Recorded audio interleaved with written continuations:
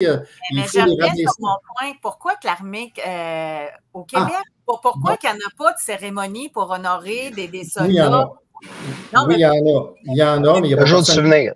Il y en a. À la télé avec des histoires. Admettons qu'on ouvrirait les lignes. Là. Parlez-moi de vos faits d'armes. Il n'y aurait pas un chat qui appellerait. Moi, j'étais à telle place en Afghanistan. Il y a eu une embuscade. J'ai fait ci, Oui, j'ai les fait... gars parlaient.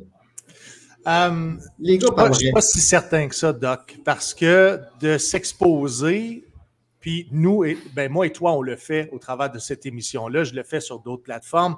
Et comme José le dit, on est victime de bashing, moi et toi aussi. Pourquoi? Parce qu'on décide de prendre parole dans l'espace public. Marc, tu n'es pas un expert en médecine, je ne suis pas non plus, je n'ai pas atteint le plus haut rang. Donc, ils vont nous juger basés aussi sur nos accomplissements, pas sur ce qu'on est capable de produire aujourd'hui, mais qu'est-ce qu'on a fait, qui on a été. Puis tout ça est malheureux et tout ça augmente le cynisme aussi. Pas le cynisme, mais ça donne pas le goût d'aller témoigner. Ça donne pas le goût de dire, hey, moi, je vais mettre de l'avant parce que tu le sais que c'est les réseaux sociaux, parce que tu sais que ta gang, si tu n'étais pas le meilleur, si tu n'étais pas l'élu, puis tu prends parole, ben tu vas te faire descendre.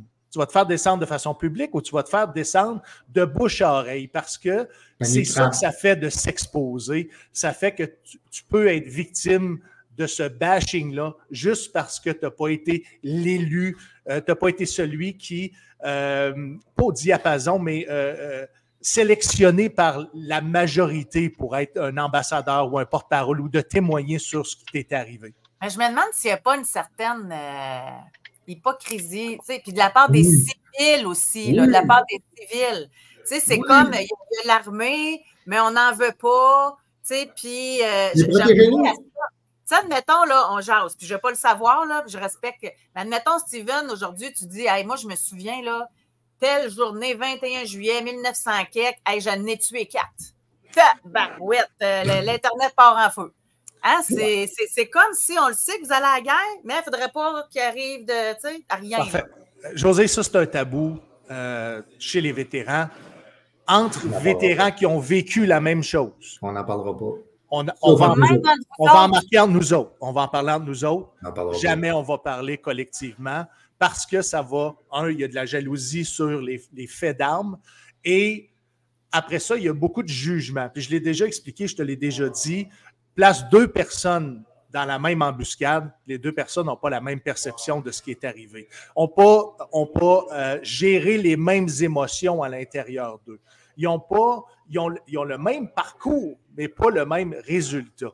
Donc, de partager, puis moi, je l'ai fait à plusieurs reprises dans plusieurs podcasts, et je vais ramener mon témoignage que j'ai fait au WhatsApp podcast.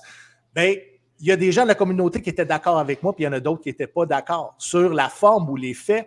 Et c'est un fait que même si 2 personnes ont vécu le même événement, qui pouvait être traumatique ou non, ont des fois pas la même perception de cet événement-là. Donc, d'aller en témoigner, c'est périlleux et ça comporte des risques.